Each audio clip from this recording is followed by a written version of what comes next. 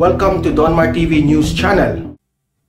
Senator Raffy Tulfo, na-shock na naman dito sa nangyari sa NGCP, no? Merong mga proyekto na matagal ng very delay. Okay? So 300 days delay, merong mga 2,000 days na delay, na sabi ni Senator Raffy Tulfo, kaya pala nagkaproblema ang Pilipinas dito sa electricity. O ayan, itong ugat na problema na ito ay panahon pa nung time ni President Noynoy Aquino. Okay? So, talagang karapat-dapat lang na maimbestigahan ito sa Senado. Dahil ito yung nagpapahirap sa ating mga Pilipino. Yan, panoorin natin yan, ang balita na ito. At pakinggan natin itong si Senator Raffy Tulfo kung paano siya nadismaya dito sa nangyari sa NGCP. Okay? Pero bago ko yan ipapakita, help me na i-like at i-share itong video natin sa Facebook at sa YouTube para kakalat ito sa taong bayan. Okay? So sabay-sabay tayong mag-like and share. 1, 2, 3, go!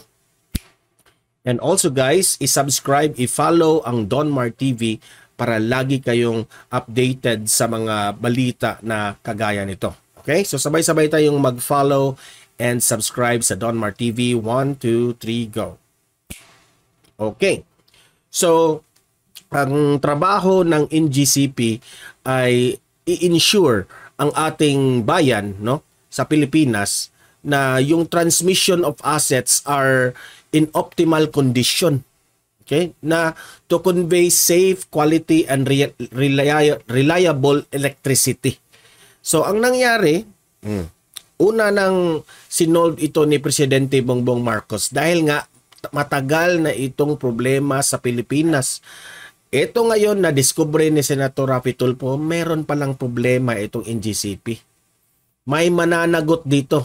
Okay? So i-play natin itong video at magre-react tayo dito sa sinabi ni Senator Raffy Tulfo, at ito ay binalita ng News 5, courtesy of News 5 ito, no, na kinuha nila dito sa video ng session ng Senado. Speaking of NGCP, ERCS issued a show cause order against you regarding the delays in the completion of 37 transmission projects. On average, you are delayed by Nakamute po si 8. Senator Tulfo. And who's that talking? Ininterrupt pa si Senator Raffy. On average, you are delayed by 820 days. Imagine that one. Delayed ka ng 821 days. So, ano bang nangyari sa pera sa budget na yan, di ba? Yan ang malaking tanong eh. Or 2 years and 3 months. One project is even delayed by 2,561 days. Grabe naman yan. 2,000. Ang daming nasayang na araw. Kaya pala laging brand out. 2,561. My golly. Anak ng mga dagat. 7 years of delay. Comsec, sino ba yun? Lagi pang ininterrupt yung speech. Imagine, 7 years of delay po yan. No wonder nagkakaiwang-gewang ang kuryente natin dito. Tama. At sa kabilang banda naman, eto kayo. Every year, from 2009 to 2016, your annual dividends are more than your actual capital expenditures.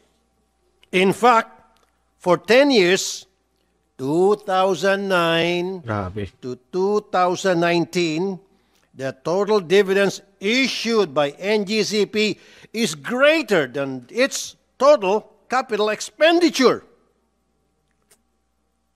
202.84 billion, again, 202.84 billion na dividends versus 186.70 billion na capital expenditure. Grabe.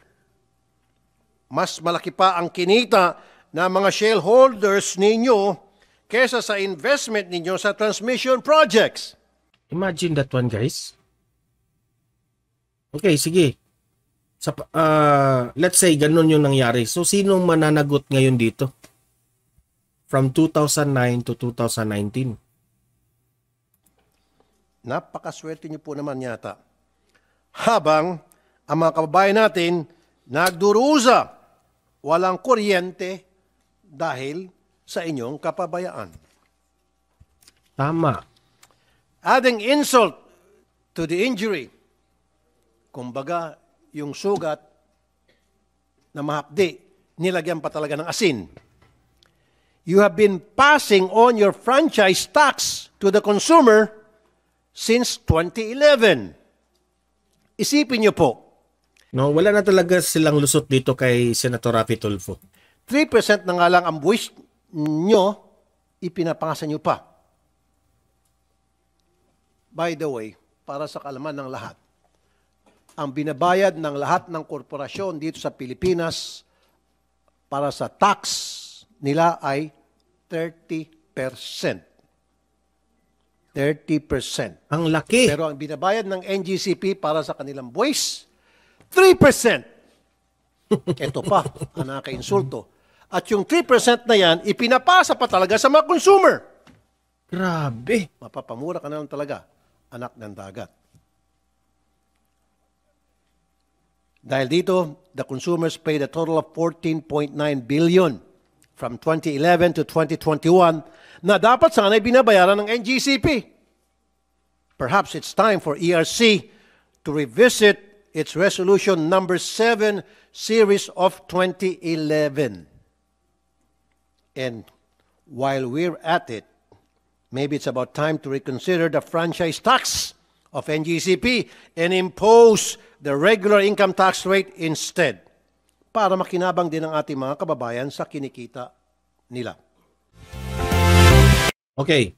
Hindi ko alam kung panahon ba ito nagsimula, no, kay Pinoy o kay Gloria Macapagal Arroyo. Who was the president at 2009? Oh, it's either Pinoy or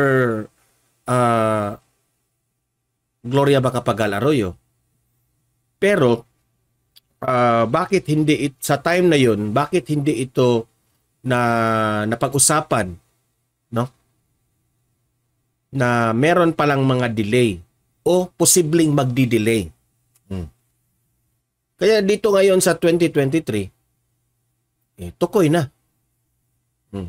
Sa namumuno dito sa NGCP, no? Kung sino man yung namumuno from kung sino man sila, no? Kung meron mang mga change sa mga namumuno dito from 2009 to 2019, dapat sumagot sila dito para malaman ng taong bayan kung ano yung problema, bakit nagkaganito, o meron ba talagang anomalyang nagaganap dito. Para maunawaan kayo, para fair naman sa inyong side ng NGCP. Oh. Talagang mawiwindang, talagang mashock si Senator Raffy Tulfo dito. Hindi maganda. Oh. Yung ibang bansa, merong mga konting problema sa kanilang electricity, pero hindi ganito ka worst, hindi ganito kalala kagaya ng Pilipinas. Di ba? Oh, yung ating taong bayan, hirap na nga eh.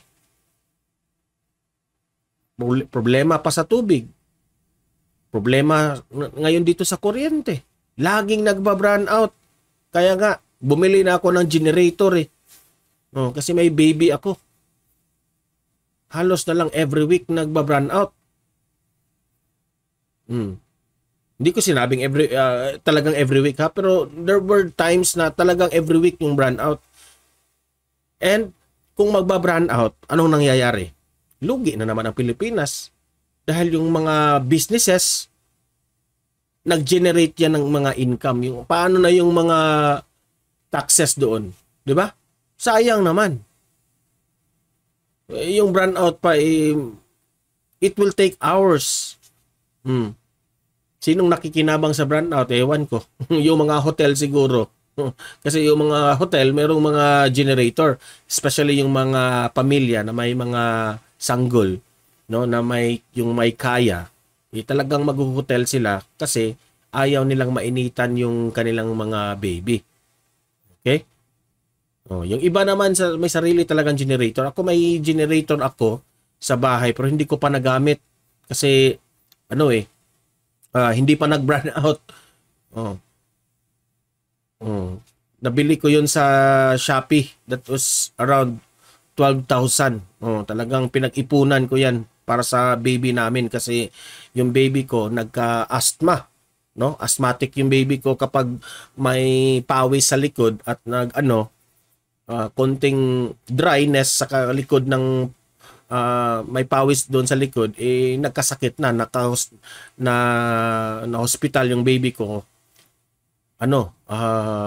Gumastos kami ng 70,000. Ang laki nun. Pumunta pa ako sa mga government agencies. Nag-ask pa ako ng tulong. Kunting mga tulong para madidak yung aking babayaran sa hospital. Yan ang mga example, ha. Nag-sample ko yung sarili ko. Nagkasakit yung baby ko dahil dyan sa mga brownout na yan. Hindi kasi namin in-expect na merong mga brownout na ganyan.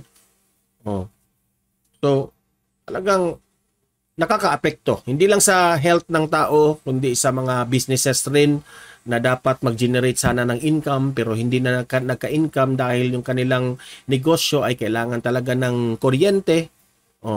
Dapat doon ang mga income ng mga negosyo na yon tax rin yan ng Pilipinas, ng gobyerno. Dahil sa brownout, nababawasan yung ating yung ating mga taxes. Di ba? So, dapat silang mananagot dito. Okay? So, kayong mga audience ko dito, libre kayong mag-comment, mag-react tungkol sa NGCP. Anong masasabi nyo sa kanila? Tama ba itong ginawa ni Senator Raffy Tulfo Inungkat at bring up itong problema na ito? Okay? Comment, react, babasahin natin inyong mga komento, magre-reply tayo sa mga magagandang argument dyan. Okay? Like and share this video para kakalat sa taong bayan. Subscribe, follow Donmar TV para lagi kayong updated sa mga balita na kagaya nito. Okay? So guys, see you in my next video. Have a great day and God bless inyong lahat.